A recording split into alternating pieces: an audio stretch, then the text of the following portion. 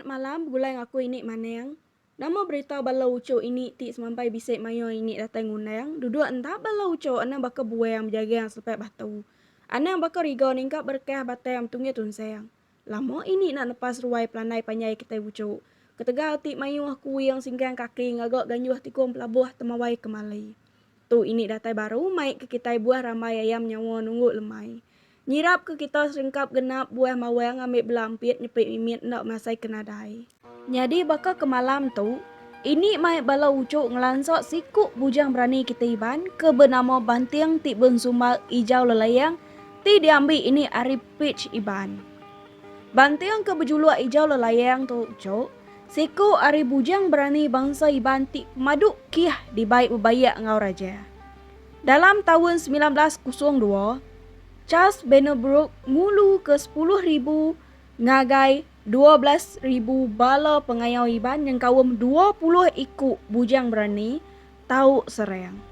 500 ikut bangsa laut ngau bangsa Dayak kebukai dekak nyerang Bantiang ba ulu delo. Bantiang lalu begawai besai mantai ke Piriang Adiang minta tolong bala petara besampi minta tolong minta panduang laban dia nemu diri enak tetapi ke bala pengayau banget ngemayuahnya. Engau sabar-sabar tu dah tuai bersampai laban ngasai diri nak telaban ke bala iban ti ngari ke rajah nyerangnya. Sampai Bantiang dininga petara ngujuang ke bala pengayau Charles Benebrook sikuk-sikuk rebah padam seput sepengudah tembuk niri ke kuta. Charles Benebrook alit amat hati. Meda utai banget ngenyelaitnya.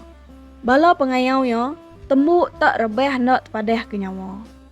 Bala raban pengayau Benebrook bisik meda 2 itik lumpung batang anyut ari ulu. Tang me tenggelam lubuh mansok kuta bala pengayau Benebrook. Bala pengayaunya kenemu tau kenglala lumpung batangnya tadi. Siko-siko nyurut ke diri. Laban sidak ya nemu lumpung batangnya tadi. Kenuk ku sidak nyak meh bunsu nabau ke nuluang Bantiang beratuang ngari ulu delok mansang ngagai raban pengayau ti ngari ke Benebrook. Kena ke 16 hari bulan 5 1907. Bantiang mansang ke kapit laban deka bebayak ngau pengulu dalam munan. Lalu sedua ya bebancak ke babi ti dikemata ke Raja Charles Brooke engau Charles House. Pengawak tu megak dilawak mayuh bengkeh ketua raban bangsa Dayak dari Kalimantan. Pengawak tu sueh disebut palit mata sapu mua. Bepun hari tu menua Sarawak badu agi sigau bekayau pengandiri. Moral of story, iban cukup puasa antik sati sawum sesingkang. Anang ketegal politik iban nyepal baka batu kerangan nyamai orang nyidai. Nya alai balai yang tik bensumal balai nyabuang. Nyumpah balai iban tik ngembuan ati bingkiang ena uliah megai menua Sarawak 7 peturun. Jadi ucau, sumpah hakik kita balai yang temunya bisa ucau. Tahun 1909 Bantiang pindah ngagai Lebuyan, Kalimantan, Indonesia. Pengulu Bantiang parai tuai bak tahun 1932 lalu di Lumbuang peturunnya nak ditumbak nitiah ke adat ngintu pemarai bujang berani. Ini Arab ke lansok berkawang ngau bujang berani iban kita ke sekalik tau uliah nambah ke anak penemu nebiak rebak baru ngambil ke bisi ati ngempung balai iban ya ke udah pamal labang pelitiak. Nyaja hari ini entik leka jaku ini bisik ngasuh hati balau ucuk seriban begelemak nancum tajam.